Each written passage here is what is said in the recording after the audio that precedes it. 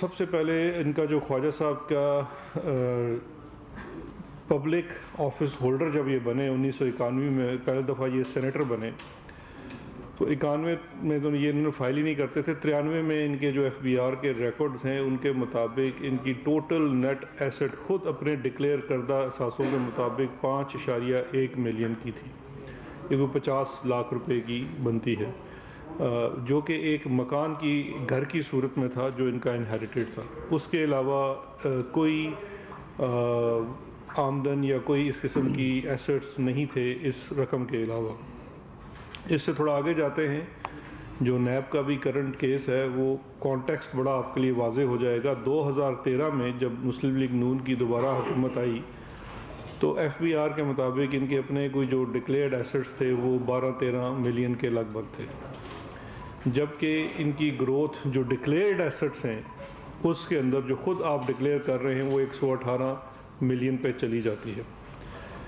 اب یہ جو ڈکلیئرڈ، اور یہاں پہ ایک پیٹرن ہے جو میں تھوڑی دیر میں آ کے آپ سے بات کرتا ہوں، جو دوسرے کیسز میں آپ دیکھیں گے، شہباز شریف کا کیس ہو یا رانا ثناء اللہ کا یا باقی جو ایسٹس کے کیسز ہیں، ان کے اندر ایک سیم پیٹرن ہے کہ آپ کی جو گروتھ ہے ایسٹس کے اندر، اس کی جب سورس دیکھی جاتی ہے، کیونکہ سارا اس میں چیز تو تفصیل میں ہے، جب آپ تفصیل میں جاتے ہیں تو کیا آپ دکھاتے ہیں کسی کی گروتھ ہونا 5 سال اقتدار میں رہتے ہوئے جب آپ 3 وزارتیں کر چکے ہیں، تو چلیں ماننے کی بات ہوگی کہ شاید کوئی وزارت میں رہے تو کوئی آپ کے اوپر جادوگری ہو گئی اور آپ بڑا اچھا ہو گئے، بڑے امیر ہو گئے، لیکن اس کی کوئی سورس کیا ہے، وہ اصل چیز یہ ہے۔ تو اب ان کی جو سورس تھی، میں اس کے اوپر آپ سے صرف 4 چیزیں آپ کو بتاؤں گا اور فیصلہ آپ پہ اور آپ کے توسط سے عام لوگوں تک چھوڑ دوں گا کہ یہ ایسا حسن اتفاق عام آدمی کے ساتھ کیوں نہیں ہوتا۔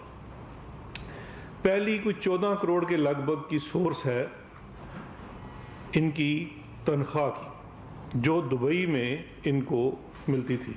اب میرے بھائیو، آپ نے کنفیوز نہیں ہونا، خواجہ صاحب دبئی ہرگز نہیں تھے، وہ پاکستان میں ہی ہوتے تھے۔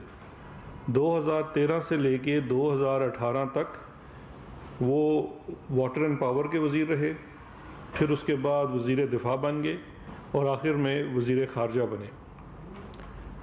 اس اثناء میں وہ 50,000 روپیہ درہم ماہانہ پہ بقول ان کے خود، اور جو انہوں نے ایف بی آر کو ڈکلیئر بھی کیا، وہ ملازم تھے دبئی میں، اور انہیں بقول خواجہ آصف کے خود 50,000 روپیہ درہم ماہانہ تنخواہ ملتی تھی، جو پاکستانی روپوں میں اگر آپ اس کو کیلکولیٹ کریں تو کوئی 22 لاکھ روپے کے لگ بھگ بنتی ہے۔ پہلا سوال تو یہ ہے کہ یہ اتنی اچھی کمپنی تھی کہ خواجہ صاحب یہاں پہ دن رات آپ کی خدمت کر رہے تھے، یہاں پہ بڑے بڑے پروجیکٹس لگ رہے تھے، بجلی کی کمی جو تھی وہ پوری ہو رہی تھی، پھر اس کے بعد ان کی خدمات کو سامنے رکھتے ہوئے ان کو وزارت دفاع بھی دے دی گئی، اور پھر وزارت خارجہ میں بھی وہ اپنے خدمات سر انجام دیتے تھے، سیاسی ایکٹیویٹیز اس کے علاوہ تھی۔ لیکن یہ اتنے ہونہار اور محنت کش تھے کہ رات کے اندھیرے میں چھپ چھپ کے مشاورت دیتے تھے اس کمپنی کو جو ان کو 22 لاکھ روپیہ ماہانہ تنخواہ دیتی تھی۔ اب دیکھیے، قانون اگر آپ اپنے سامنے رکھیں تو قانون کے مطابق آپ اگر وزیر ہیں تو چلیں شاید آپ کوئی سائڈ جاب کر سکتے ہیں یا بزنس کر سکتے ہیں، لیکن اصل چیز یہ ہے کہ اس کا ثبوت ہونا چاہیے۔ اب وہ جو 14 کروڑ روپے دکھائے جا رہے ہیں سیلری کی مد میں، اس کا ثبوت کیا ہے؟ آپ سارے بھائی صحافی ہیں، میرا خیال ہے کوئی 20-25 ہزار روپے سے لے کے 50-60 لاکھ روپے تک تنخواہیں ہوتی ہیں صحافت میں۔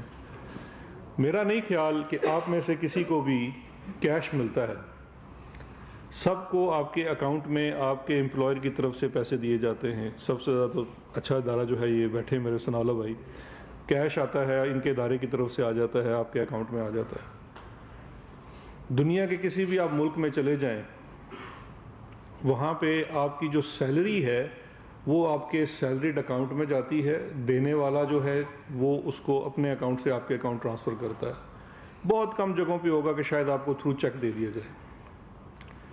اب یہ واحد کیس ہے پوری دنیا کا کہ 22 لاکھ روپیہ ماہانہ سیلری کا ثبوت مانگیں تو وہ کہتے ہیں نہیں وہ مجھے کیش دیتے تھے۔ ایک ثبوت نہیں ہے کہ آپ کی تنخواہ جو ہے، ہمارا دیکھیے قانون یہ نہیں کہتا آپ تنخواہ نہیں لے سکتے، بالکل لے سکتے ہوں گے. کانفلکٹ آف انٹرسٹ تو ایک الگ چیز ہے نا کہ آپ وزیر دفاع ہوتے ہوئے وہاں کون سی دے رہے ہیں، یا وزیر خارجہ ہوتے ہوئے کون سی آپ کنسلٹنسی دے رہے ہیں، وہ تو ایک الگ بحث ہے، اس کو ایک لمحے کے لیے چھوڑ دیجئے. سب سے امپورٹنٹ چیز یہ ہے کہ جو آپ کلیم کر رہے ہیں 14 کروڑ روپے آپ آمدن کے طور پہ، اس کے لیے آپ کوئی ثبوت تو دکھائیے. آپ کریڈٹ کارڈ لینے جائیں تو وہ بھائی آپ سے کوئی سیلری سرٹیفکیٹ پہ نہیں دیتے آپ کو، وہ کہتے ہیں آپ پہلے اپنا ساتھ یہ جو سیلری کا اکاؤنٹ ہے وہ دکھائیے، یا پے سلپ دکھائیے. وہ ان کے پاس کوئی نہیں ہے. جب دبئی کے اکاؤنٹس کی کچھ چیزیں دیکھی گئی، اس میں سارے کیش ڈپازٹس ہیں دبئی کے اکاؤنٹ میں. اچھا، یہ اب انہوں نے ٹی ٹی کا اپنے جو پارٹی کے سربراہ ہیں ان کی طرح انہوں نے نیا طریقہ بنایا. باقیوں نے تو کسی نے منظور پاپڑ والے سے اور دیگر لوگوں سے ڈائریکٹ اپنے اکاؤنٹس میں یا اپنی فیملی کے اکاؤنٹس میں ٹی ٹی لگوائی.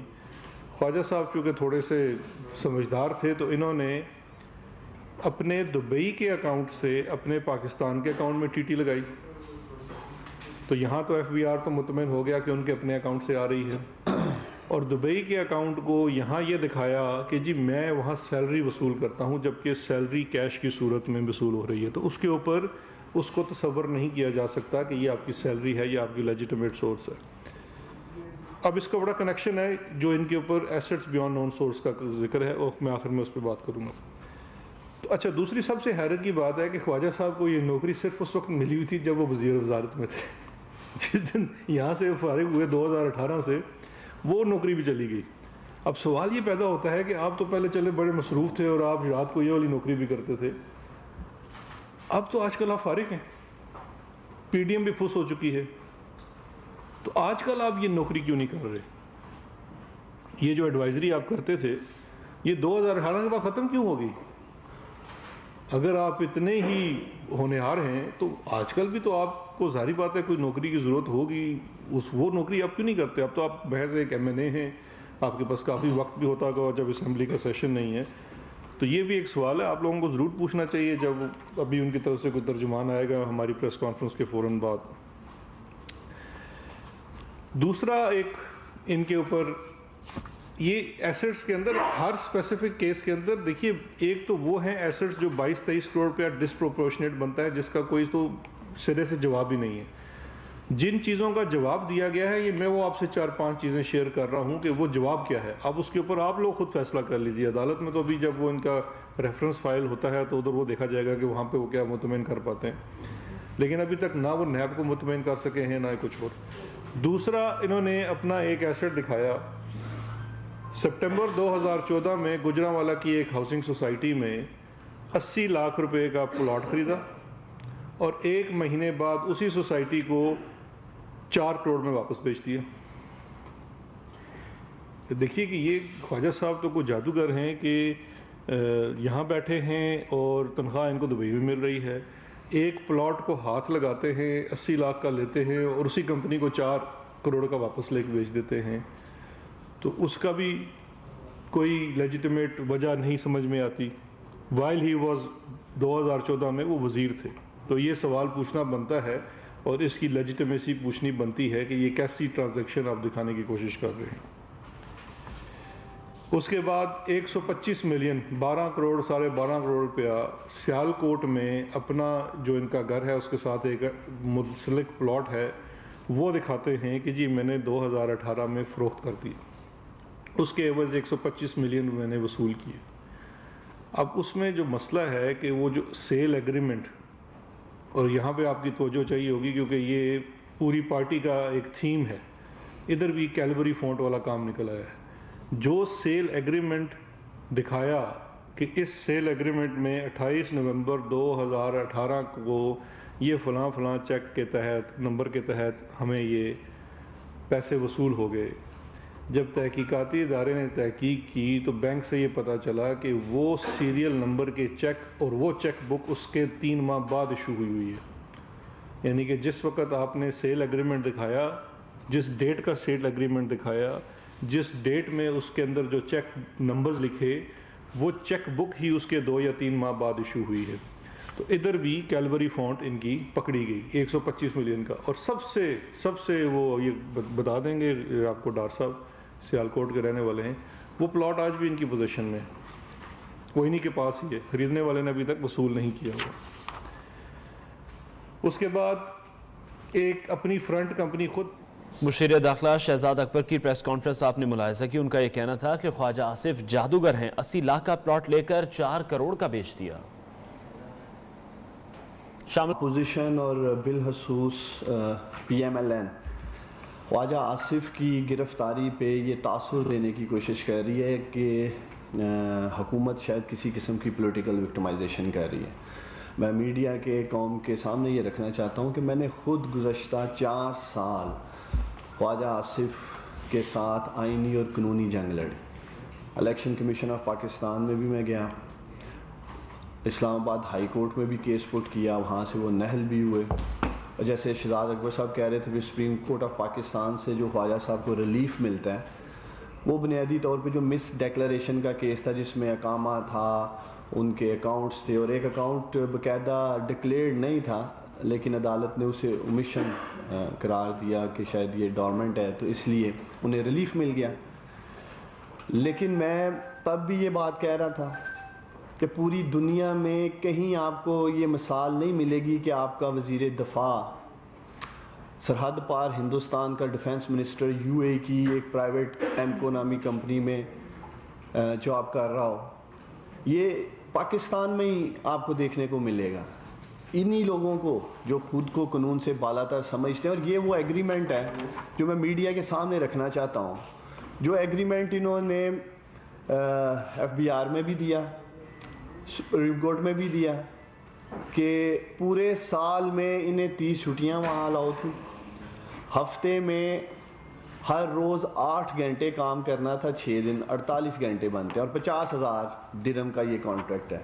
اور جیسے شہزاد اکبر صاحب کہہ رہے تھے، جب اپنے دفاع میں ان سے پوچھا گیا اور وہ 14 کروڑ روپے کے معاملات میں یہ کوئی حساب نہیں دے سکے، تو یہی میرا کلیم تھا جب میں ان کا کیس فائٹ کر رہا تھا. اور جیسے شہزاد اکبر صاحب نے کہا کہ کورٹ ایک کہہ لیں ٹرائل اور یہ ساری اکاؤنٹیبلٹی نہیں کر سکتی تھی، تو پھر جن اداروں نے کرنا تھا فائنلی جب یہ ہوا تو وہ اب قوم کے سامنے ہے.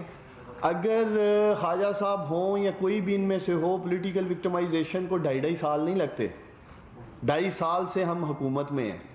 اگر خواجہ آصف سے کسی قسم کی پولیٹیکل وکٹمائزیشن ہونی تھی تو بہت پہلے ہی کر لی جاتی. بنیادی طور پہ یہ سب شہباز شریف، میاں نواز شریف، اسحاق ڈار ہوں، خواجہ آصف ہوں، یہ حدیبیہ پیپر مل ماڈل جو ہے اس کو انہوں نے اڈاپٹ کیا ہوا ہے. ایک ہی پیٹرن ہے جیسے شہزاد اکبر صاحب کہہ رہے تھے سب کا. اور آگے آپ دیکھیں گے، میں امید کرتا ہوں کہ پاکستان کے تحقیقاتی ادارے جب مزید تحقیقات کریں گے تو آپ دیکھیں گے کہ بہت سارے اور ایویڈنس سامنے آئیں گے.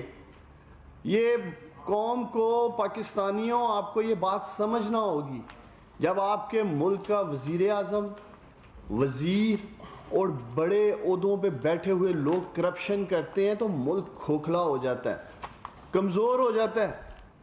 ہم پٹواری کی کرپشن کی اور چھوٹی کرپشن کی جب بات کرتے ہیں اس سے تو عام آدمی کو تکلیف پہنچتی ہے.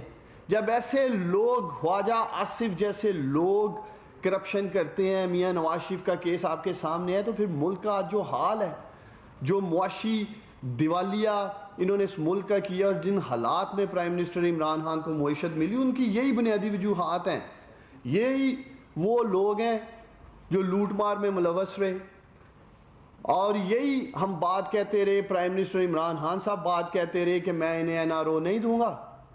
اور پھر آپ لوگوں نے دیکھا فیٹ آف بل میں، فیٹ آف میں کوئی لینا دینا نہیں تھا نیب کی شکوں کا، اور یہ وہ نیب کی شکیں لے کے آ جاتے ہیں 34. اسی لیے یہی وہ چیزیں ہیں جس میں یہ پرائم منسٹر عمران خان سے این آر او مانگ رہے ہیں. اور میں امید کرتا ہوں، میں نے پہلے بھی پرے کی تھی کہ خواجہ آصف ہوں، یہ جتنے بھی یہ لوگ ہیں، اگر ان کو اکاؤنٹیبلٹی پروسیس پہ کہیں بھی، ہم انہیں پہلے بھی دعوت دے چکے ہیں، پھر آ کے بات کریں. کسی بھی مہذب معاشرے میں اکاؤنٹیبلٹی ہونی چاہیے، اس سے کوئی انکاری نہیں ہے. لیکن خدا را جب آپ لوگ اپنے دفاع میں کوئی چیزیں نہیں لاتے، جیسے آج یہ اپنے دفاع میں کچھ نہیں لا پا رہے ہیں اور اس کو کہتے ہیں پولیٹیکل وکٹمائزیشن ہو رہی ہے. اسحاق ڈار صاحب کا انٹرویو پوری قوم کے سامنے ہے ہارٹ ٹاک کے اوپر, کہتے ہیں جی مجھے میڈیا بلائے گا یا پاکستان کی عدالتیں بلائیں گی, میں ثبوت دوں گا. آپ میڈیا کے لوگ بیٹھے ہیں, بتائیں اسحاق ڈار صاحب نے اپنے دفاع میں کچھ دیا ہے؟ ان سے جب مانگا گیا جی پولیٹیکل وکٹمائزیشن ہو رہی ہے. اسی طرح میاں صاحب, تو میں امید کرتا ہوں خواجہ صاحب اپنا کیس اپنی قانونی جنگ لڑیں گے, اپنا پورا دفاع کریں گے, لیکن اگر یہ سمجھتے ہیں کہ ان باتوں سے یہ عوام کو گمراہ کر لیں گے, جیسے شہزاد اکبر صاحب نے سارے حقائق سامنے رکھے ہیں, اور میں میڈیا کو دعوت دیتا ہوں آپ سیالکوٹ میں آئیں, سیالکوٹ کے گلی محلوں میں جائیں, پوچھیں, آپ کو پتہ چل جائے گا خواجہ صاحب کا تو کوئی بزنس ہی نہیں ہے. اور جس طرح کے اثاثے سامنے آ رہے ہیں, سیالکوٹ کے امیر ترین شخصیات میں ان کا شمار ہو رہا ہے. سیالکوٹ کی 3 نسلیں محنت کر کے وہ اثاثے نہیں بنا سکیں جو خواجہ صاحب نے بنائے ہیں. تو میں امید کرتا ہوں خواجہ صاحب اگر آپ مجھے سن رہے ہوں گے تو آپ ضرور اپنا قانونی دفاع کریں گے, بجائے یہ تاثر دینے کے کہ کوئی پولیٹیکل وکٹمائزیشن کی جا رہی ہے. جی محمد صاحب, یہ جو معاملہ سارے ہیں یہ تو کورٹ میں دینے والے ہیں اور آپ پریس میں دے رہے ہیں, کورٹ میں کیا دیں گے؟ دیکھیے 2 چیزیں ہیں. کورٹ یہ سوال بار بار آتا ہے کہ یہ معاملات تو کورٹ کے ہیں, لیکن دیکھیے یہ معاملات کورٹ کے ہیں اور اسی کے لیے ان کا اریسٹ ہوا ہے. لیکن یہ سوال آپ کا بنتا ہے مریم نواز صاحبہ سے, جنہوں نے ان کے اریسٹ کے فوراً بعد پوری ایک بچھاڑ کر دی تھی الزامات کی.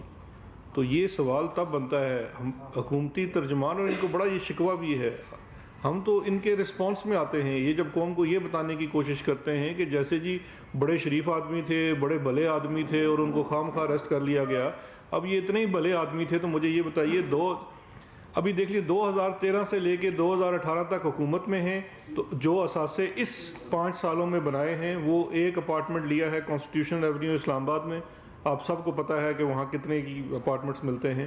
4 کنال کا ایک فارم ہاؤس لیا ہے گلبرگ میں, محمود غزنوی روڈ سیالکوٹ میں ایک پلاٹ لیا ہے, سٹی ہاؤسنگ والا ایک پلاٹ انہوں نے لیا گجرانوالا میں, اربن پلاٹس لیے انہوں نے, یہ 100 وال اڑا 3 پلاٹس ہیں 42 ملین کے, اور ایک اپارٹمنٹ 8ویں فلور پہ لیا سکھ چین میں. اب 2018 کے بعد حکومت میں نہیں ہے, کتنے پلاٹ لے لیے, کتنے آپ نے اپارٹمنٹس لے لیے, کتنے گھر لے لیے. مشیر داخلہ احتساب شہزاد اکبر اور معاون خصوصی عثمان ڈار کی پریس کانفرنس آپ نے ملاحظہ کی.